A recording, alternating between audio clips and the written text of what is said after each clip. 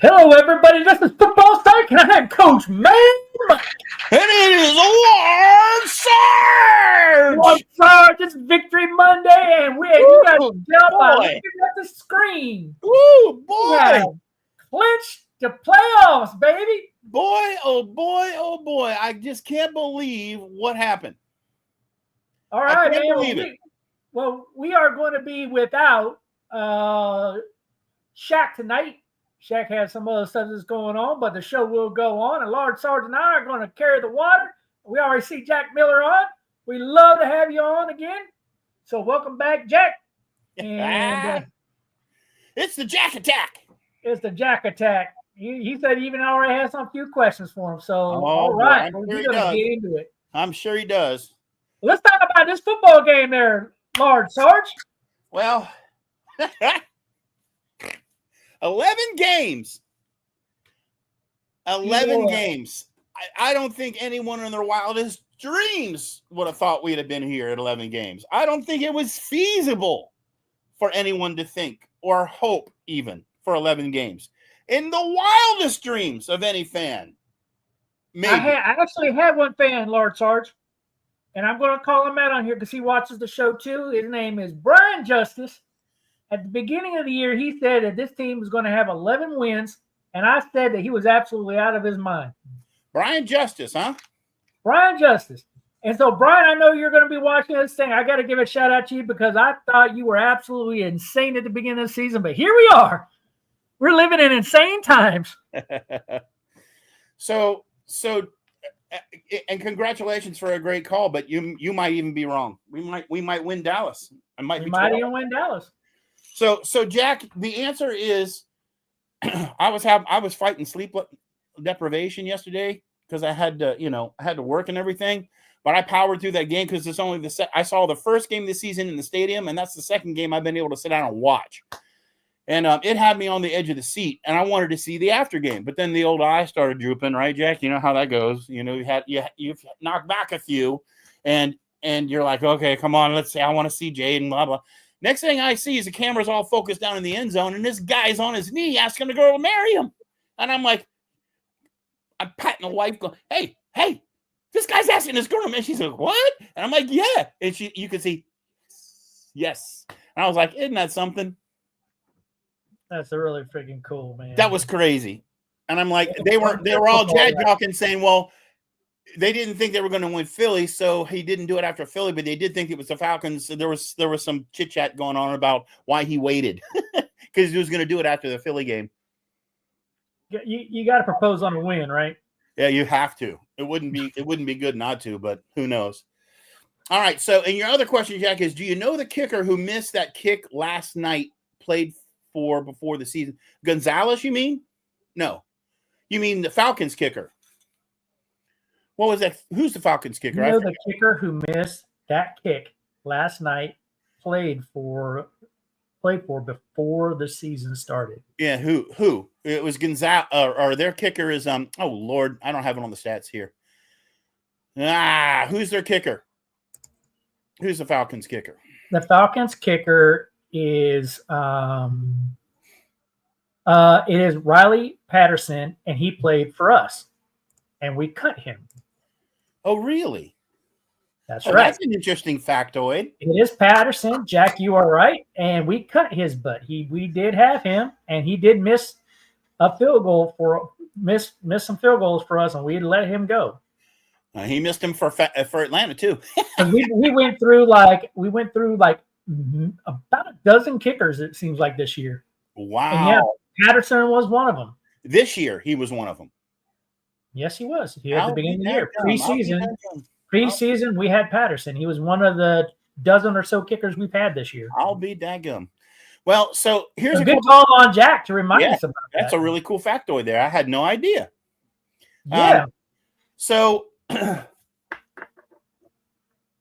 my overall take on this game is it's the first time since we won 11 games since 91.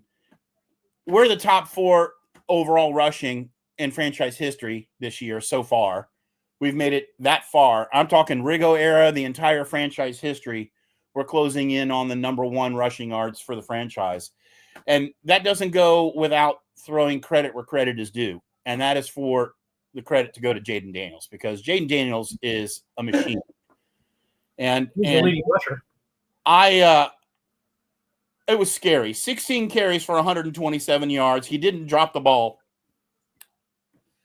And I'll tell you, Coach Mad Mike, I mean, you tell me what you think. You watched it, but I could tell when they got that to overtime, when it went to overtime and they won the coin toss, there was just some look on that boy's face. I can't tell you what it was. There was just a look, and I was like, uh-oh. And as soon as he started, like, he was giving it check 1, 2, 1, 2, 3, I'm gone. And there was like several called runs, but those weren't his best runs. The best runs were when the pocket collapsed and he just took off. And watching him run, it's like, ain't no way you're going to catch me. I'm going to slinky my hips around you and go. I was like, oh, dear Lord, what's going on? This guy is sacrificed. He has made his mind up. And right then, I'll tell you, the beginning of that drive, after the first 2 plays, like, we're winning. We're winning. I could just tell he was that hungry. He was like, I don't care how it gets done. If I have to do it myself, I'm doing it. And he did it himself pretty much. And then the boy gets clocked on the 1 yard line or 2 yard line, whatever it is, with that side hit where he got his arm caught, but that he went flying because he's just a tiny little thing. And I'm like, we're going to win and we're going to lose Daniels. That's all I was thinking. I was like, please get down, dude. Please just get down. I was telling you this whole season, he gives me really, really bad RG3 vibes. Very, very bad RG3 vibes. And the last thing that I want to see him do is what he did in this game. Yeah. Kudos to you that you won the game, but you got yourself beat up, and you're 1 hit away from being done in this league, kind of like RG3. You do not want to do that. We want you for the long term. We want you to be smart about it. We want you to keep in the pocket, run occasionally. I like it when you run and you get out of bounds, but I can't stand it when you have these design runs where you just feel like you got to take it all upon yourself and do it and take those hits. Yep. It's and shame on the coaching staff for calling the design runs. Shame on that's Kingsbury right there, and he's doing the same mistakes that Michael Shanahan did when he was the when he was running that show. And it's just like, don't do that. Like, do you learn nothing from history? Yep. So, like, I'm just not a fan of that. I mean, I love the W, but, I want to break down offense, defense, and special teams like we normally do. But I will tell you, moving forward, we can't win that way. Yep. We can't expect to win that way. And I will tell you what, and Jack brings a good point. You're right. There was no protection for him. But we have got to do a better job than that. And the way that you do that when protection breaks down is not just say, hey, run for your life on every play. It's you set up screen plays, draw plays, you scheme things in other ways in order to get the ball out of your hand quicker before the pass rush can get in and get other players involved. Yep. And that being said, statistically, he had a phenomenal game.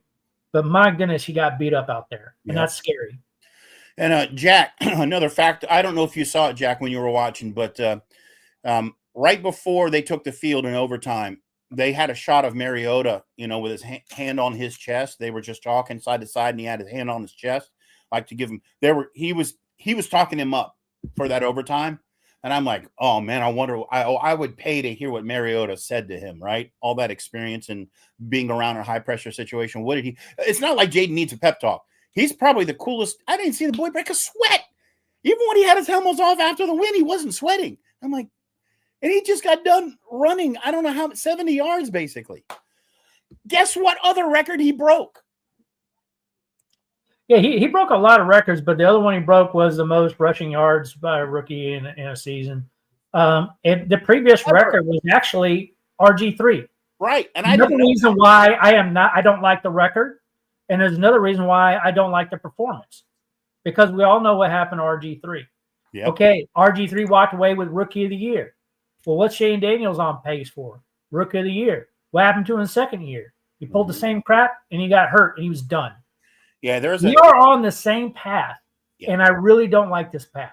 Yep, and I think that path is not sustainable. I think it's bad coaching. I can't believe you would risk that asset that way because he has the talent, right? And I get it if he scrambles. I can understand if he scrambles. And he did push it to the limit and then chunk out of bounds sometimes. But those times that he decided to take the hit and go down, I was cringing every single time. I'm like, he's just a little guy. He doesn't weigh but spit. And you go up against a linebacker or a safety flying in on you, you are going to get hurt. And we saw him take one of those hits. He needs Matthew Stafford-size rib pads, the big ones where you can't, you look at Matthew Stafford, and he's got like 4 inches of padding, like gym mat padding around his ribs. You know what I mean? He's been around the league a long time. Yeah. Jaden, oh, boy. So I loved it, but, oh, man. I love how Jack says, he could have almost 900 yards next week. But you know what? I will tell you, Jack, and I'll tell you, Large Sarge, anybody else who's watching, I don't want him to get it. Right? I as a matter of fact, I am almost tempted to say, or I'm just going to go ahead and say, I actually don't even want him to play in this game. He doesn't have to. Yeah, I totally. But we're going to get a lot of flack on this one there, Coach. I go ahead, fans. Go ahead and beat me up. Give me a lot of flack. But I don't want B-Rob playing, and I don't want Jaden Daniels playing. Lattimore. There's a couple people I want sitting out because I want to get them healthy for the playoffs. Allen. Get them out.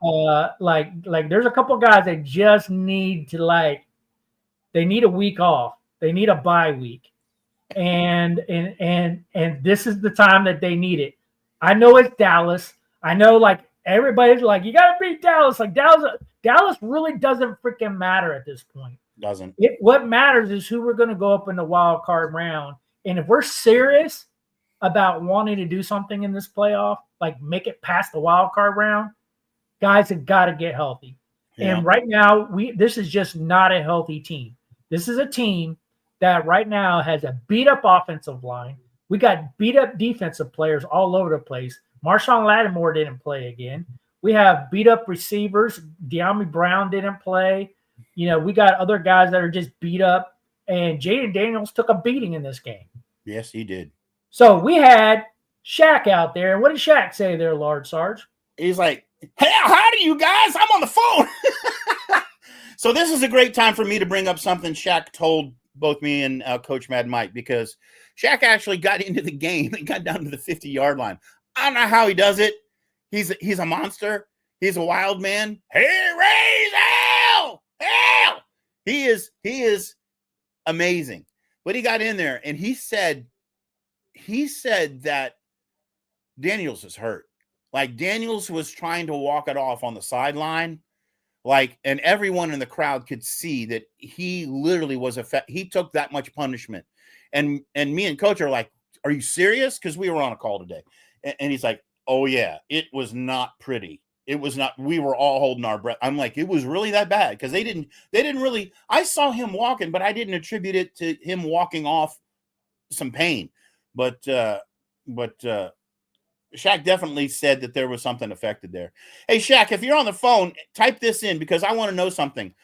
The Commander Stadium is notorious for the visitor side being full of visitors. There were so many penalties last night. I was wondering what the volume of the Falcons fan was and if the Falcons volume was affecting play calling on the field or what the guys on the offensive line were hearing. I wonder, because I know we were all at the Giants game beginning of the year, and there were so many Giants in that stadium. It wasn't even on the visitor side. We were on the visitor side. It was ridiculous. There were times when the Giants fans were way louder than the Commanders fans. Correct, Coach Mad Mike? That's correct, man. I don't like to admit it, but yeah, it's true. And, with the Eagles, I know the Eagles have a contingent down here. Dallas certainly does for those games. Our visitor side of our field is not full of Commanders, believe me. And that gets loud down there. And penalties was one thing I wanted to go over tonight there, Coach Mad Mike. But I was just wondering from Shaq if that was a factor in the game yesterday, the volume, when the offense is on the field. Was there a volume issue that maybe caused some of those things? So, Shaq, if you got an answer, let us know. Yeah, Shaq, please type it in there if you can. So do that. So, Jack also brings up that Dan Quinn is aiming for the 6th seed, and I understand. To me, Rams, Eagles, whichever one you go against, who cares? They're both going to be freaking tough. And I believe when you get to playoff football, you got to be willing to beat anybody. Yeah. So, like, to me, I get aiming like, hey, I got the 6th seed. I want to hold on to it. I don't want to go up against the Eagles. But really, you don't want to go up against a divisional opponent? I think you should be willing to do that. To me, I would rather have a healthy team. If I was aiming for something, and I'll disagree with Dan Quinn on this, if I was aiming for anything at this point, and you guys can beat me up, put your comments in the comments section if you want. Please do it. I'll mention your comments out there. I would rather have a healthier team. I would almost rather have week 18, and I'm going to stand by this. I'd rather look at week 18 as a bye week, or like the third preseason game where you play a bunch of backup guys, where you rest as many starters as you can. Yeah. Because this game really doesn't matter for us. It really doesn't matter. Now, if you guys disagree with me, put it in there. I want to know why you think this game against Cowboys, besides the fact that they're the Cowboys, why would you think that this game really matters at this point? Coach, I'm going to agree with you 100%. As, you know, if the Commanders were 100% healthy, I'd say yeah, right. But like you said, if you've made it, you're in the playoffs. You need to be ready as a playoff team, and you can't do that, you know, with one boot off, missing bullets out your rifle. You know, you got to come in there fully loaded, fully healthy, and ready to go to war. And you can't do that with your guys down and run out. We're hobbling right now. Yeah. We're hobbling really bad. I mean, we were in there playing with 2 backup offensive linemen. We had several guys that were out. If I could, I'm going to pull this up. If I could, hold on. It's going to take me a second to pull it up, but I want to be able to pull up the injury report from last week, because I think it's important to kind of show that. So but like, to me, the injury situation is a big deal. And so look at these injuries that are on there. All right. I kind of want everybody to see these injuries. And this is something that I think is really important to kind of look at here is injury still up? Okay. Yeah. So guys that were out, De'Ami Brown was out. Marshawn Lattimore, who's really only played 2 games all year for us, right, was out. And, you know, Jordan McGee is out, our backup linebacker. But we have a lot of guys there that are beat up, right?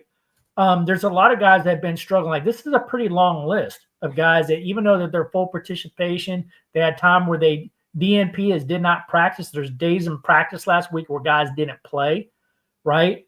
And still were out there. Andrew Wiley, Cornelius Griffin, who's normally a left tackle, was playing right tackle in that game. So, like, there was so many issues that were on this team that they're hobbling a little bit.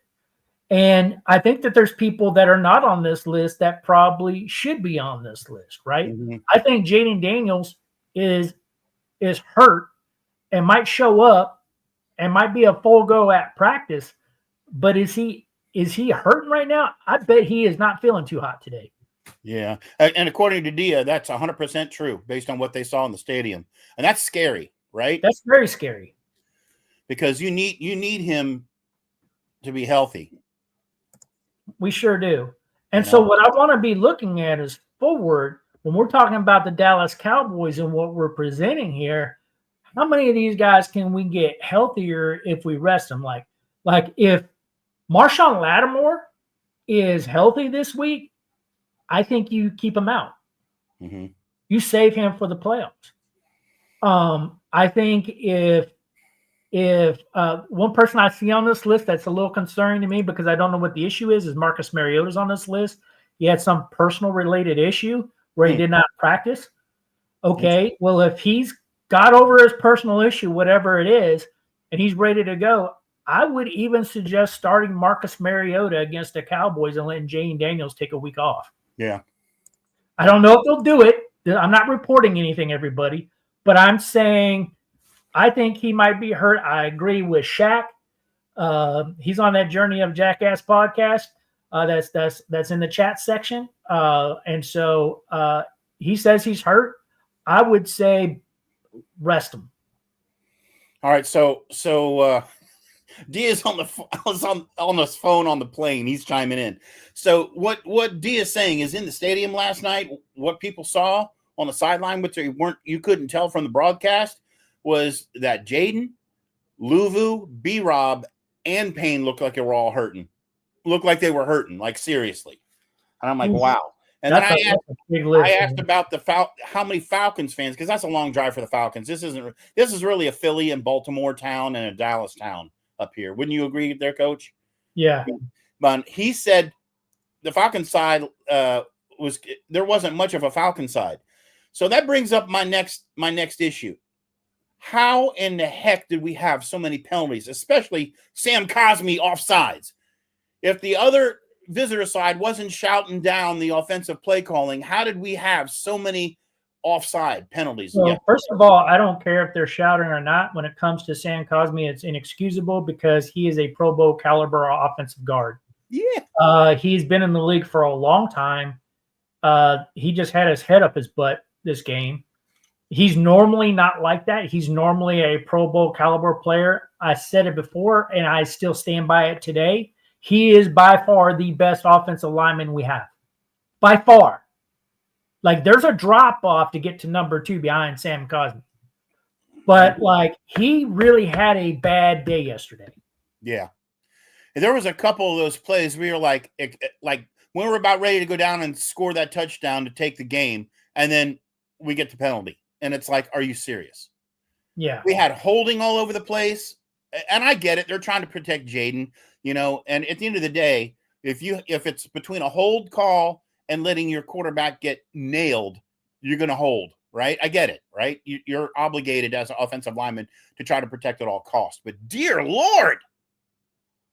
But to me, Sam Cosmi should not have had that guy. It's not like he was going up against Ellis. Ellis plays the right end position. Yeah. I mean, I would expect that out of Brandon Coleman, who's also a rookie, right? Right. He wasn't getting the holding calls. He was getting beat sometimes, but like you would expect that when you're going up against Ellis. Like there was really players have a bad day. Everybody's entitled to a bad day, right? Yeah. So like I get it. It was a rough one. It was a rough one for him. But okay, so we got a Coach Mad Mike comment here. What was that? So Dia, their coach, is saying that he'd argue against you on that. He said Cosmi's getting beat. Most of the sacks this year came through him. He's been getting beat. That's interesting because he's supposed to be the best guy that we have, and if that's the case, wow, he's definitely not Pro Bowl caliber this year. Then, and maybe it's because you're double teaming him, right? They're focusing on the best guy and double teaming that guy, and maybe that's why he's having problems. Or he's trying to compensate for the guy to his left and his right because he knows that they're weak and it's making him look bad. I mean, I don't know. Like the team, the unit has to operate like a team. And I will tell you, for the most part, throughout the season, and correct me if I'm wrong, I feel like this offensive line has actually performed higher than what they're probably rated. They've done better than we all expected. We all predicted poo-poo for the offensive line this year, and they've done way better than that. We thought that they were going to be atrocious. In reality, they're all right. Yeah. But they're not as atrocious as we thought that they were. We graded them a D-, and they came out like a C to C+. I agree. That's probably fair. Right? So because we were all over them for not having a left tackle, right? We were all over them saying what a bunch of idiots they were. And somehow they felt they had somebody, and for pretty much, I mean, yeah, they have an average line. But you know where that shows up? How good the offensive line is, their coach? You know where that shows up? Well, and running back stats, which are horrifying. Yeah. Horrifying. And I mean, let's look at what performance was yesterday. B-Rob had 13 runs for 60 yards. So you look at it and go, oh, well, he's horrible. Well, that's still 4.6 yards a carry. Yeah. 4.6 which is not bad. So why aren't you running it more? 4.6 yards a carry is great. Yeah. The issue I have is the 13 carries. If you got a running back that's running 4.6 yards per carry, I want him to be at 26 carries. Not exactly. What are they doing? So Rodriguez got 5 touches for 16 yards. Zacchaeus got 1 ball for 8. Daniels was 16 for 127. Yeah. No. So I'm like, I'm I want sitting here Daniel's on numbers offense to go going, down. I want Daniel's numbers to go down to about 5. right. So what on earth, if you're pounding 4.6 a carry, why aren't you trying harder? Where is the coaching on that? Is the play calling? Tell me how, if he's doing 4 point, that's an automatic first down every 3 carries. Yeah. So here's what I would want, and this is the opportunity. Like if I had opportunity to ask Kingsbury a question, I would ask him, it's like, how many pass plays are you calling? Are you just letting Jayden Daniels have free reign just to tuck it and run whenever he wants? Mm-hmm. Because I'm pretty sure he's let the reins off of him. And sometimes for especially a young guy, you need to keep a little bit of reins on him and saying, like, I really want you looking downfield. I don't really want you carrying the ball 16 times a game. Yep. Well, because, I'll tell you, the ratio of him going out of bounds or sliding compared to taking hits is probably 50-50. Mm-hmm. Half of those, which means about 8 times in a game, he's getting clocked. Well, I'll tell you something. I expected Terry McLaurin to break the franchise record for touchdowns this week. I really did, against the Falcons. He got targeted. He actually got targeted 7 times. You know how many yards McLaurin had last night? Very few. 5. 7 targets for 5 yards. So they were double teaming and doing what they needed to shut him down. We had a lot of production from McNichols, Robinson, and Rodriguez, who all caught balls. For about 30 yards. We had Bates, who finally got a 14. He only got targeted once and got 14 yards. You didn't come back to him. Yeah. Crowder had 5 targets for 25, so that's 5 yards.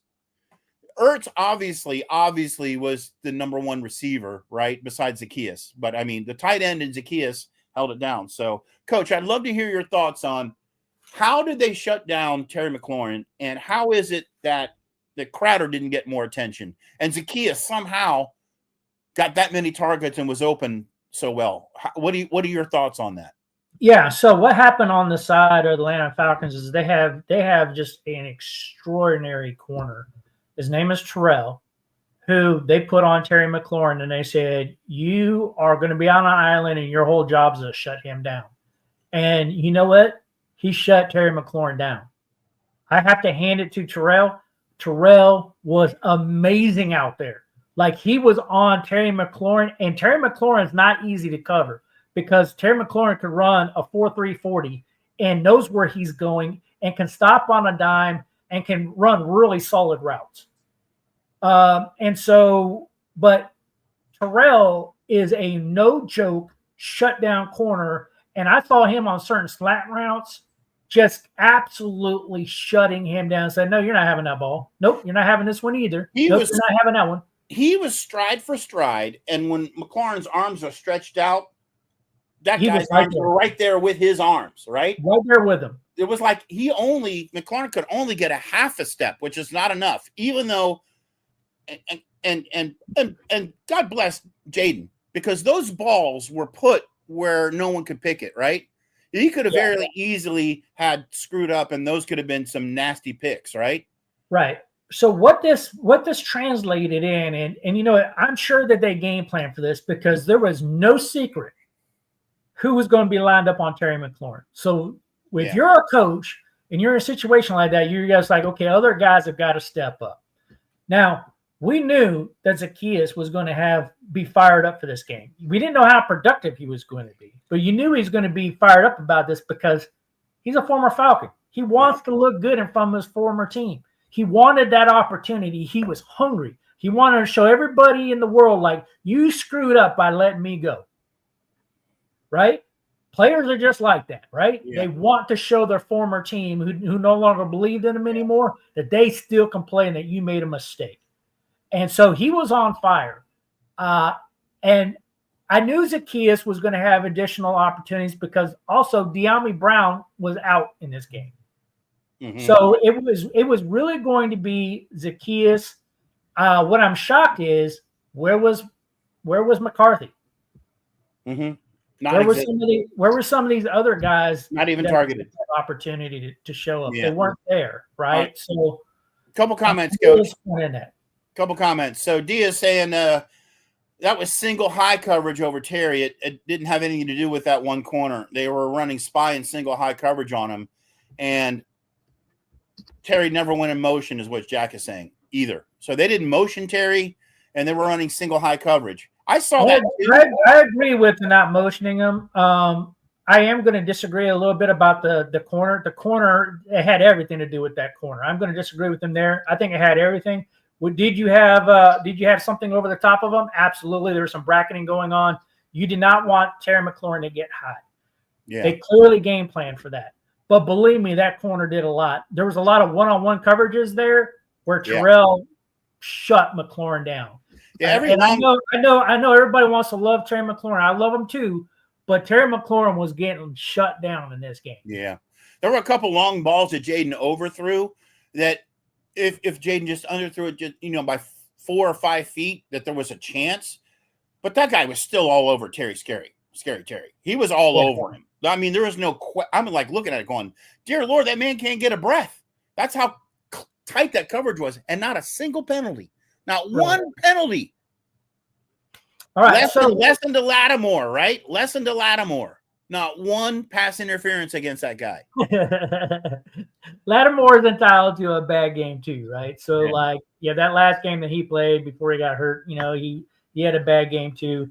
The guy who had the bad game this time was Sam Cosme. He definitely had a bad game. But I will tell you, this was an opportunity for other people to step up. Sakia certainly did that. Ertz obviously was going to get targeted quite a bit. Ertz made some really, really big plays in this game. Yeah, I was really impressed by how where was Ben Sinnott? Flipping nose. Yep. I agree with you. There were a couple large packages they put on the field with 3 tight ends. To do run heavy. I saw them on the field. Yep. He didn't contribute to anything. Dia said there, Coach, he's like, he was in the stadium, and he said Terry beat that guy a few times. So let me ask a question then, Dia and Coach Mad Mike. If Terry was getting open, is it that Jaden just wasn't giving himself enough time in the pocket before he was taken off? Was that a factor? There was some where he tucked it quick and ran. I think Jack said it also at the beginning part of their show. He wasn't getting a lot of time. So, if you're a little shell shocked because you took a couple hits like he did, like Jane Daniels got a couple sacks on him, and when he didn't have time like that, and he had to start running, he still could be a little gun shy and go, okay, this pocket's already breaking down. I'm out. Yeah. Right. And so I think there's some truth to that. I do. Yeah. I think there's some truth. I think he had very little pocket time. I will tell you, out of the number of targets, though, and I got to go back to that. The number of targets that did go to Terry McLaurin. I'm going to try to see here. Yeah. There was that one really good pass, Dia, where Jaden just overthrew him a bit. He was a step ahead and could have caught the ball, but it was a little bit overthrown. Yeah. So here's the point that I want to make is Terry McLaurin had 7 targets, and he only caught 1 ball. Yep. So that is 6 times where that ball did not get to him. So I get it that there was times that he was open, but there's other times where he just wasn't, or Jane Daniels thought he was. But he got shut down. Yeah. A 1-to-7 ratio is not a good ratio, right? Yeah. You want to be able to know that your completion percentage of going to your number 1 receiver is a lot higher than 1 out of 7. Yeah. Right. I think it was a bubble screen they hit him on. I think it was a bubble screen. Interesting fact. I counted up the number of bubble screen plays in last week's game against Philly. Over 11% of those plays were bubble screens last week, which I was starting to get angry because there were 3 in the first half, and they had 7 of them out of 68 snaps. So that's more than 10% of their plays were bubble screens. Now, they didn't do the same one. They kept rotating different people in on them. But I only remember seeing 1, maybe 2 bubble screens last night. They didn't really rely on it, I'm happy because their defense was cutting through, but and part of that might have been game planning. Part of that is because a lot of the past few weeks, a lot of their bubble screens haven't been working. Mm-hmm. So, the traditional screens, not the bubble screens, but the traditional screens, for some reason, they've gotten away from those. I don't know why they haven't used those, especially whole week. Breaking down. And it could be the fact that, Eckler is on IR and they don't feel comfortable with any of the running backs that they had to run a true screen. Whole league is that way, Coach. It's like the bubble screen's the dominant screenplay now. Yeah, that's kind of weird to me because I like the true screenplay where you think it's going to the run, where it's almost like a play action, but it's really a kind of setting up for the screen because you draw people in. If you run a bubble screen, somebody's going to watch that guy running out in the bubble, and somebody's going to go with him. Mm-hmm. A linebacker is going to go with him. If you set up a screen the way it's supposed to be, on tighter to the inside, a guy can sneak out, and there's nobody going with him. Right. So I just like it better, but that's more of an Eckler play. And maybe we don't run it that much anymore because Eckler's on IR. I don't know. Wouldn't you think Rodriguez or the other guy who couldn't do that? Rodriguez I'm not a real huge fan of either one of them, but I will tell you that I felt like they both did pretty well in this game. I mean, they're showing flashes of stepping up a little bit, right? Right. Now, I will say Daniels did, after all us beating up on McLaurin or whatever, he did target 1, 2, 3, 4, 5, 6, 7, 8 different receivers of various sorts. So they were moving the ball around. I mean, Crowder got 5, Ertz got 7, Zacchaeus OZ got 9, McLaurin got 7 targets, McNichols got 3, and Rodriguez and Bates got 1. So they were spreading the ball around. I just didn't see the run game. Yeah, that's about normal. I mean, the run game, when you're only, with Robinson only getting 13 carries, when your quarterback has more runs than your primary running back, that's not where you want to be at. Yeah, it's not a good game plan. Not a good game plan. And it could have been that they just got away from their game plan, right? Those could have been designed pass plays where Jayden Daniels was just taking off. And Falcons just took them off their game. And that could have been. And then when there was other ones where, he picked up the first down, they're like, okay, early down situation, let's go into another pass play. And then he takes off again, right? So you could have been out of sync with your own game plan, but it was working. Mm-hmm. And so when you're an offensive coordinator like then, like, what do you do? Right? Yep. So, and if you don't have a high degree of confidence that your offensive lineman, you got 2 backup offensive linemen in there, and you're just like, you don't think you can run, but in reality, they could still run because when you have 4.6 yards per carry average, you're still effectively running. Yep. Diaz says there's no balance in the offense. It's starting to remind him very much of the Arizona Air Raid offense. Oh yeah. The only difference, Dia, it's air and run, but it's all on the quarterback. Yeah, it's what he wanted to do with Kyler Murray, but Kyler Murray was always hurt. Hello, we don't want to happen to Jayden Daniels. That's how Murray got hurt, taken off out of the pocket. It's going to happen. It's not an if. It is a definite when. It just really upsets me. I really want Jayden Daniels to be around for a very long time. I mean, I hate to sound like I'm down. We won the game. We won the game. I thought we should have won I didn't think it would have been that close. I called this game by a pretty good margin for us. I was pretty surprised. They came in to win that game. They did not let up, and Penix had a hell of a game himself. Can I say something heretical? Yeah. And I'm going to say it to all your fans, and I want all the fans to beat me up. As soon as I say this, I want you to beat me up. All right? We really are not a playoff team. No. We really aren't. We are putting together some wins. We're just really kind of unorthodox. We are scrapping. We are fighting. We are hobbling. We are doing everything. We are puttering. We're doing everything we can to walk into this playoff thing, but we're going to get stomped once we get there. We really aren't, in my opinion, we really aren't a playoff team. Yeah. And so I would say if we really want to have a shot, I'm going to reiterate this point I made at the beginning of the show. If we really want to have a shot to win a playoff game, we need to treat next week like a bye week to give us a chance. If we go all out because it's the Dallas Cowboys and we got to beat the Dallas Cowboys because why? Because it's the Dallas Cowboys and we have to beat them, then we're going to lose in the first round of the playoffs. Mm-hmm. Interesting. Yeah, Jack is saying we had our run game really came together in the second half. Yeah, but Jack, that was on Daniels, not B-Rob. That was on Daniels in the second half, and especially in the overtime. Yeah. So, I get you, Jack. I understand that, but we need production. So, wait a minute. We've been talking offense. Let's talk defense. Okay. Defense, I'm sitting there. I'm trying to spit at the TV. I was so angry. How on earth did they let Robinson cut us 17 for 90? It wasn't until the second half until we stopped that guy. I can tell you why. The first half will look like the first half against Philly. I can tell you why, because we've gotten into this habit over the past couple of weeks. We pass rush, we don't run block.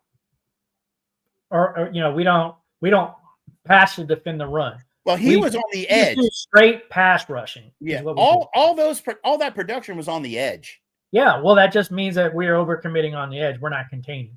We are going so far in the pass rush, getting after the quarterback, that we're not containing the outside. Yeah. And so you can't do both, right? You can either rush wide in order to contain everything, or you're going in trying to make a move. And sometimes it's a spin move to the inside because you're trying to sack a quarterback. And you're taking yourself out the position where if you're an offensive coordinator and you see that happening, you're like, yep, run to the outside. Yeah. Right. And they have a great running back. That dude's freaking good, man.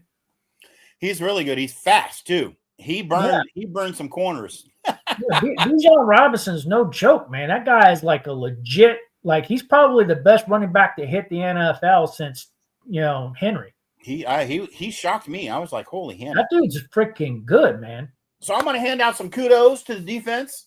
There is a man who stood up and had his game of the year. You know who that was? Who? Quan Martin. Quan Martin. What a game. 8 tackles and a pick. Now that's what I call production. That's what I call game-changing production. I will tell you, it was a gift. It was a late Christmas gift for that interception, because oh my God, that was such a bad thrown ball. It's just oh, thank you for the late Christmas present. I really appreciate that. Let me run that back now. I'll tell you, Coach. I thought the game was over when we had that pick and went down and scored. I was like, okay, game's over. I don't have to. This is exactly how I predicted it would go. We just roll them out of our stadium. Oh dear Lord! Good on Atlanta, because they came back fighting after that. They're like, did they ever? Did they ever? And I have to give a shout out before I get to my humbugs to Fowler, who just passed 10 sacks. Yeah. So he's having a heck of a year. Fowler is having a heck of a year. Well, he's having a heck of a pass rush year. Yeah. Again, the run defense for the defensive line is not there. Yeah, it's not there at all. These are not complete defensive ends. I'm supposed to be all cooing over you because you got 10 sacks on the year. 10 sacks is great, right? Yeah. But you play 30 plus downs per game for 17 games in a season. I'm not going to be cooing over you because you got 10 sacks when you are pass rushing on every single play. Yeah. We've got to do a better job on defense. And I put this on Witt and I put this on Quinn, because these two go all the way back from their time in Atlanta and go, hey, listen, we've got to find some balance on defense and work with these edge rushers to they just not quarterback rushers, right? Mm-hmm. They got to defend the run. And, Shaq said this. He said last week, and he said it again in the comments. He knew that Bijan Robinson was going to be an issue for us. He was going to have a huge game. He did exactly what we thought that he was going to do. Yeah. He was going to run on us really well. He did. I'm glad we were still able to win the game. Maybe that's our strategy. We were like, okay, listen, Fowler is just a a pass rusher. Let's let him just do what he does. He does. But to me, that's like a package. Mm-hmm. That's not a complete every down defensive end. Because you're going to gas your guy out. He's not going to be producing the same in the second half as he did in the first. If he's gassing out, trying to get to the quarterback every single play. Yeah. So we had I saw some major mistakes. And even when they stopped Quinn, DQ on the sideline right before halftime, said, Coach, what are you going to do to improve the game? And he's like, we got to tackle. And I was like, yeah, you need to tackle. You need to stop on chin. I wanted to jump through the TV and beat that boy. What are you doing arm tackling? Yeah, I will tell you what, he's had a good year. He's had a good year. Overall, he's had a good year. So every player that has an arm tackle here and there, the linebackers have done pretty well. Luvu and Wagner have had a great year. Luvu's a beast. And I've really been impressed with both of them. Luvu is not 100%, as mentioned before. Again, I am not as happy with the defensive line as I would like to. It was great to see Jonathan Allen back out there. I'm still a little upset that we would let Fidarius Mathis go. I think that right. Talk about that, Coach, because that was huge. To me, that's huge because he's just a relief guy that comes in that can allow guys like you can always circulate guys. And maybe that was the Jonathan Allen plan, right? Because if you got Johnny Newton in there, you got Deron Payne in there, you can rotate in Jonathan Allen, and you can try to keep those guys somewhat fresh if you keep two on the field at all times. I like Fidarius Mathis in there because typically one of those other guys is always hurt. They're always banged up, right? And Fidarius Mathis, you don't lose a lot. He can clog up the middle too. So, Coach, what do you think? You don't know everything that goes on, so I'm a little surprised by it. But like, where do you think that call came from to let him go? I mean, why would you sacrifice depth at that position at this point in the year when you've got a playoff berth? Why would you do that? Yeah, I don't know. I mean, unless you just feel like that's probably one that you could allow go. And I know. Yeah, we're going to put him on the practice squad, that kind of stuff. But and still keep him around. This is a time of year where you call a lot of people up from the practice squad. You push a lot of people back down on the practice squad. To me, you don't do that there because Jonathan Allen was just coming back off of an injury and missing 9 weeks. It doesn't make a lot of sense to put Fidarius Mathis off the roster and run the risk of him getting picked up on waivers from somebody else. Yeah, exactly. Right. You risk the guy. You risk it. Like there's some other players that we're a little bit deeper on who is just like, I could probably go through the roster right now and pick out 5 or 6 players that you're just like, what's this guy done all year? Right. Let somebody else pick that guy. Yeah. But putting Mathis out there at risk when another team might need someone for the run and says, there's a guy we can use as a secondary, as a backup. We lose him. We're screwed. Yeah. How do you think Allen did? I didn't see his name called once. I was looking for it. Yeah. I don't know if I saw a lot from him either. Maybe they were rotating him in quite a bit. Maybe they're still letting Johnny Newton play quite a bit. I mean, Jonathan Allen had 1 tackle on the day. I don't know how many snaps he took though.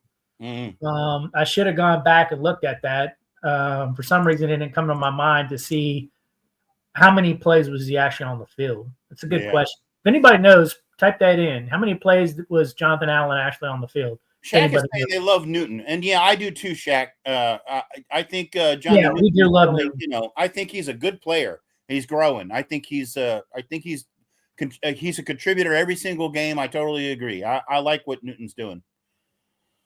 But I still agree with Coach Mad Mike. I think the Mathis move made no sense. It made about as much sense as not bringing on an offensive tackle at the beginning of the year in the draft. It's like,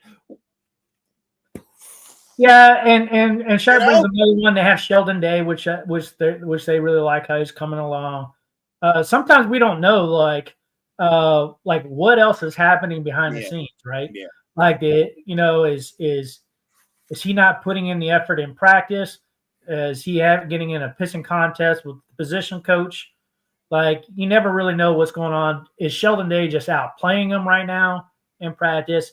Maybe that has a lot to do with it. I like Fedarian Mathis a lot. So I don't know what's going on there, but we'll see. It's not the worst of our problems. Right. We got a lot of other problems in a lot of areas, but I was kind of shocked by the. I covered it.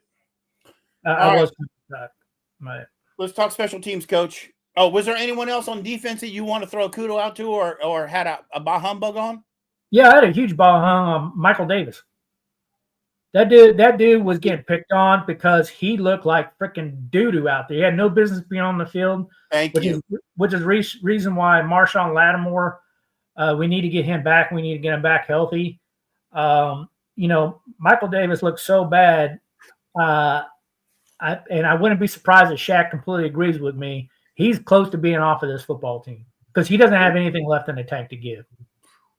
He really has nothing left to give, in my opinion.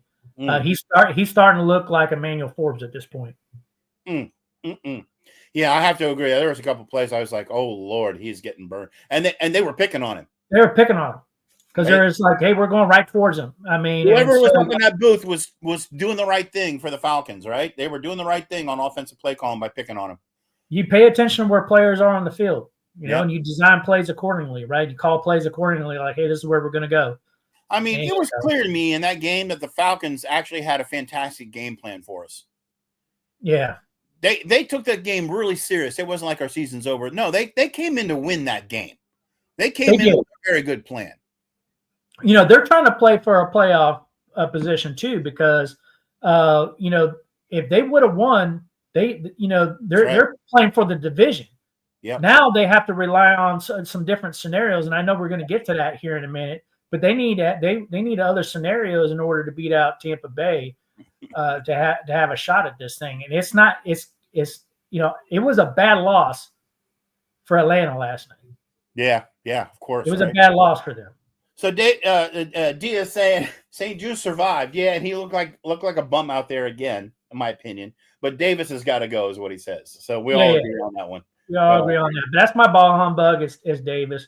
Yeah. He had, and you got to ask was it just a bad game for him? I don't think so. I think he's been falling rapidly down the depth chart for a while now. He's probably ever since Emmanuel Forbes has gone, he took over the spot of being the lowest guy on the totem pole in the cornerback room. This was his moment to show like he still had something to contribute, and I didn't see it. Cool. All right, special teams coach. Guess what happened this week? We had a bobble of a ball, that's for sure. We had a bobble, but we didn't have a fumble. And we did not miss an extra point or field goal. Again, 2 weeks we've been clean on the kicker slot. He's hanging in there. Good old Gonzalez, hanging in there. Yeah. You know what I didn't see after last week's stellar performance? What's that? Luke, get your lightsaber. Where are you? Where are you, buddy? What? Luke is not there, man. He wasn't there. Was not there. Why? I don't have an answer for you, man. I don't know what's going on. I mean, I understand he's been a development project all year, man, but like he was making his money on special teams. Jack Miller saying Trust Way MVP number 2 last night. Okay, great. I don't really like my punter being in the MVP category of conversation. Good. You can beat me up all you want, man, but like if your highlights your punter, something's wrong, man. You got coach on that one, Jack. So, but I mean, I love the comment, but like I don't want Tress Way in the MVP conversation. Yeah, dude, you're right. But just because they missed that field goal is the only reason we're having this conversation. That's agreed. That's true. Oh my God. Oh my God. Diaz on a plane, getting ready to get on a boat to do a booze cruise for New Year's Eve out of LA. He's going down to He's going to Cabo Wabo. Well, yeah, Mexico. Diaz gonna have a Cabo Wabo New Year's Eve. Yeah, woohoo! All right, man. Can't hate on it, man. You gotta love Coach. To your point. Dia says that the Jets just picked up Mathis. Did they really? Holy crap. You were 100% correct. As always, that's why you're the coach. That's why they call you that, Coach Matt Mike. Great pickup by the New York Jets. I got to hand it to you. Unbelievable. That was a dumb move on our part. That was just stupid. Dumb move because you just don't do stuff like that. You don't give away talent for nothing. I mean, why would the Jets bother though? They're done. I mean, why would they bother even making a move? Wait to see what you get in the draft. You're gonna they've only won 3 games. They're gonna be in the top 5 of the draft. It gives you an opportunity to bring a guy in, shake him out, and see if you like him or not. If you like him, you sign him to a 1-year deal for next year. Yeah, you know the first when you're building for next year. When you told me about it, the first reason that came, you said, Large Sarge, the reason that we don't do that, and it's a dumb move, is because that guy's good enough that a team's going to pick him up off the practice squad. He will not stay. He will not make it with our team. He is going to get picked up. And what do you know? It took what? 1 day. Good job, Coach. You called that one right out of the box. I don't like to be right like that, though. I'd rather they don't do stupid stuff like that. Unbelievable. I mean, we should know better than the things like that. We are trying to build a program here, and you don't let talent walk out the door. There are guys that are on this roster. I'm serious. I could pull our 53-man roster, and I could say, listen, what has this guy done all year? Okay? You put him on your practice squad, nobody gives a flip. You don't let a guy like Federian Mathis go because he's not going to stay out there. Yeah, who's got some value. He's got value. So, yeah. I can say Mathis was mostly hurt. And maybe that's what their philosophy was. He's hurt, and Allen's back. Well, Jets are giving him money, Dia says. They gave him a package. He's gonna start the last game. So, okay, great. I mean, the Jets are getting a good guy. Believe me. Listen, Jonathan Allen was injured 9 weeks. We didn't cut him. Yeah. Come on. You don't let talent go. You just don't do that. I'm with Coach Mad Mike on this. Coaches schooled me so many times about these kind of moves. When he told me about it, and I was like, wait a minute, scratch. I'm like, who's Mathis Amy on the defense? And he's like, tell me what he does. And he goes, Large Sarge. Are you kidding me? And I'm like, no. And he told me. And I'm like, oh hell yeah, that's a dumb move. Even I know that. Yeah. So anyway, I wanted to get into the playoff picture because I think the playoff picture is really important for us to get into because you guys can agree with me, you guys can disagree with me about player decisions and about how guys are doing this year, and we can keep that conversation going for another hour. But we got to talk about the playoffs because the playoffs are upon us, and it's important to see the picture. So let's pull it up. And I want to primarily focus on the NFC here because this is the current picture as it stands today. This is the current playoff picture. Oh, my Lions. So your Lions are now the number 5 seed there, Large Sarge. We'll see if they win tonight. I'm pulling for a win. Yep, our Commanders are the number 6 seed that we're going to try to hold on to. Now, the Commanders, we're in the playoffs regardless. It'll be depending on whether or not we can hold on to a number 6 seed or not, or we drop to a number 7 seed. If we drop to 7, we play Philly. If we stay at 6, we play LA. Okay. Yep. And it was mentioned earlier that we're trying to hold on to number 6 so we can play the Rams. Not like I think the Rams are any easier. All right. Coach, let's say the Lions win tonight and tie up the Vikes at 14-2. Where does that leave the 5th seed? Who moves to 5? We do? No. So let's talk about some of those scenarios. Let me see if I can pull it up. We're going to pull up some of those scenarios. I'm pulling from my Lions tonight. I've got this game. I've got this thing set up. So, and the Vikings are the sleeper team of the year, I think. They have been steady. They have been disqualified by people. So can you see this? Yeah. All right. So the Vikings, it says right here, the Vikings beat the Packs to take the lead in the division on Sunday, a half game ahead of the Lions. Should the Lions win, they would jump back up to the North and conference lead for the top seed. Right. We have to win to get number 1. That's what y'all are playing for. Yeah. Should the should the Lions do that, all right, the Vikings would stay first place. Either way, they are playing a de facto divisional title game in Detroit in Week 18. Yeah, that is the game of the week next week, by the way. Detroit versus the Vikings, the game of the week. I'm sorry, the rest of the NFL. That is the game of the week. That's where the pedal's going to hit the metal. Unless the Lions lose. If the Lions lose, then Dan Campbell sucks, like I always said he did. It's just my opinion.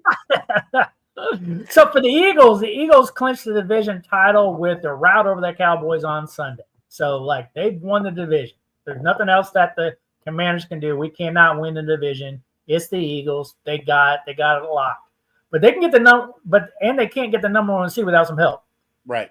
So that's why I agree with you that we should pull our starters out of the Dallas game. All right. And play our number 2 guys. If we win it, we win it. If we don't, we don't. Yeah. And so the Rams, I totally agree with you. So the Rams clinched their division too with their win over the Cardinals. All right. So now the only thing that's really left in the NFC is the Tampa Bay position, right? Because they jumped the Falcons again with one game because the Falcons lost to us yesterday, right? So with that, it really comes down to the only team being in the hunt, as you can see here, is the Atlanta Falcons because they have that loss. But depending on what happens in Week 18, the Falcons can go in and the Bucs could be out. This really comes down to, is it the Bucs or is it the Falcons that get that seed? Mm-hmm. Right? And so there are some seeding races, and you can see all the scenarios that are on here. For the Commanders, they clinched the 3rd and final wild card berth in the NFC playoffs by our win over the Falcons, right? So just amazing work. Amazing. I don't care how we got there. We got to the dance, man. We got to the dance. What a great – if we lose the first game, whatever it is, you can't say we didn't have a winning season. We had a winning season, right? We had a winning season, and we exceeded our expectations. Yeah, overachieved. It's a great year for the Commanders this year. A fantastic year. I will not cry if we lose the first game in the playoffs. I'm not going to cry. I'm going to say, great job, guys. Keep building, right? I agree with you. It's working. I agree with you. I say great job today, right? Mm-hmm. I say great job today. Listen, we can lose against the Cowboys next week, and we can lose to the Rams first round of the playoffs. It's still a great job. Yep. I'm just saying, if you want a hope and a prayer to beat the Rams, we need to rest some guys. Yes, there's no way. That defense is too tough. If you want a hope and a prayer, you need to rest some guys because if we go balling out against the Dallas Cowboys, and the Dallas Cowboys are going to come to play because it's just a rivalry game. They're going to hurt us. Playing for jobs, and it's just going to be nasty anyway. D is like, Sargy. Oh, my God. Yep. I don't know if we wash. I don't know, Jack. I don't think Tampa is a pushover, but they have been on and they've been off. When they're on, they're devastating. When they're off, they're really off. There isn't a middle ground. They're either completely blowing you out or they're putting their tail between their legs, right? There's not a middle ground. We're kind of like a middle ground team that fights from behind and just has this team. This Commanders team has grit that I've never. Watching Jaden Daniels pull off that winning drive last night, that's why I watch this game. That's why I love watching football.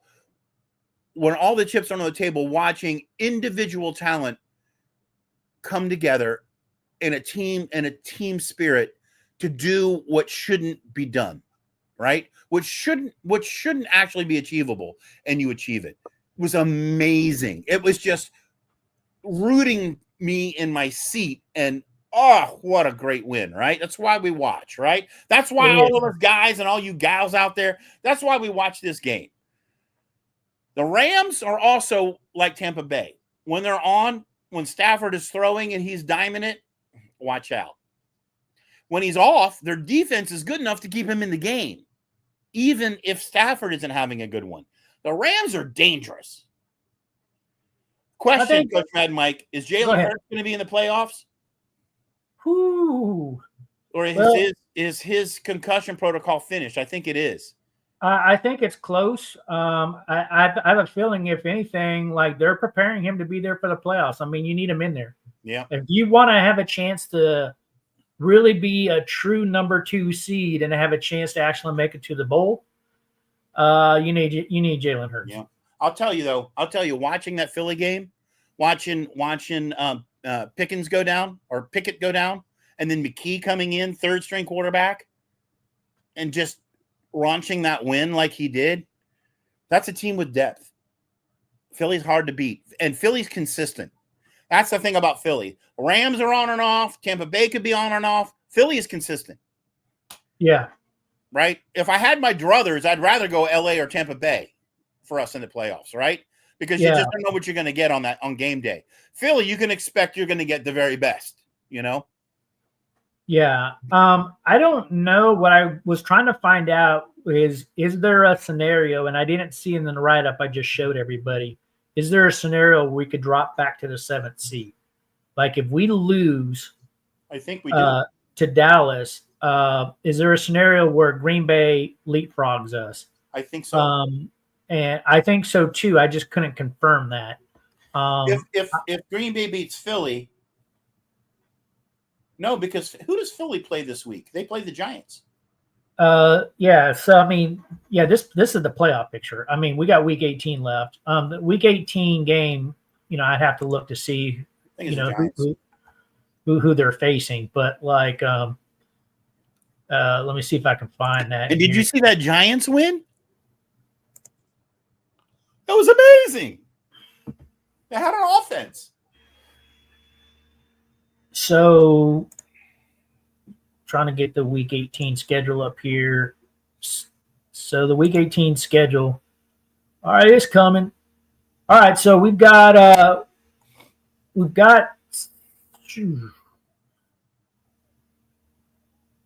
so we are obviously playing the Cowboys. The Packers are playing the Bears. Yeah, and that's going to be a Bears blowout. And Philly's playing the Giants. Yeah. So should be a pretty easy game for Philly. The Giants, they're basically playing for jobs.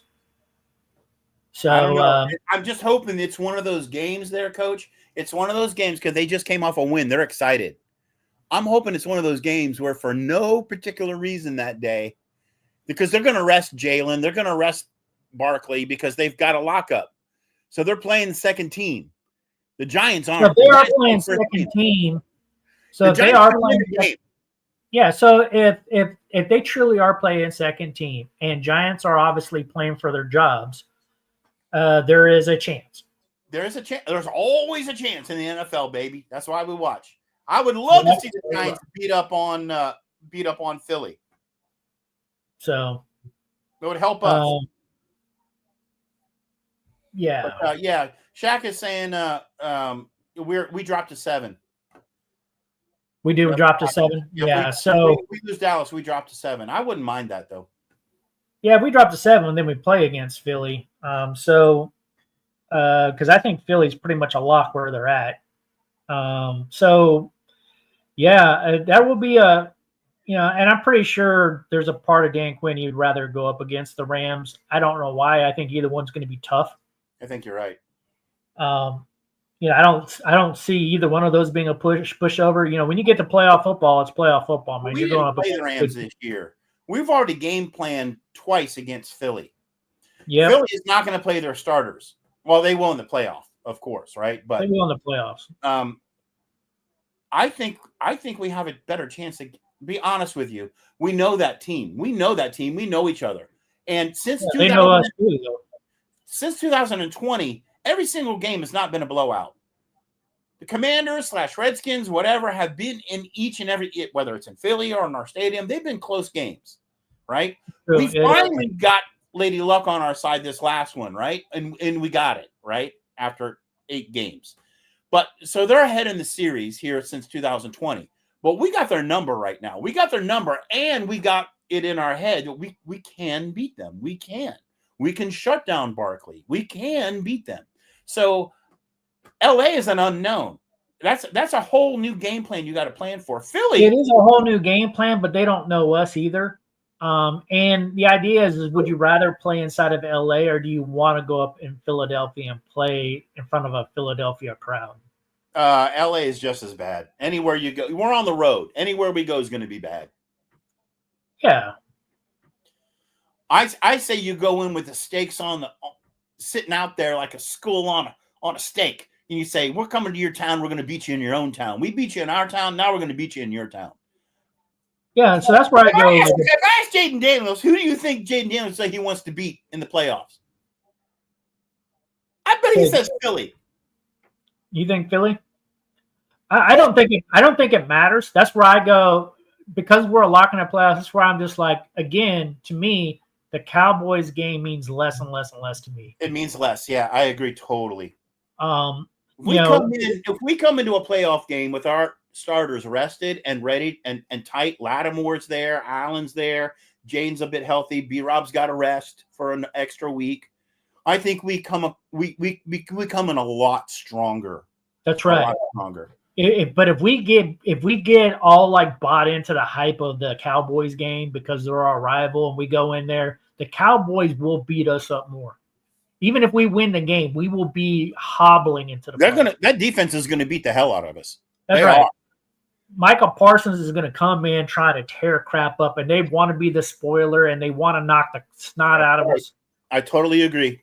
So, and you go, okay, you might have bragging rights because you win the game, but then you're going to be hobbling badly going into the playoffs, and that's not a good place to be. Like, what is your real goal? Diaz says Jaden would pick the Rams.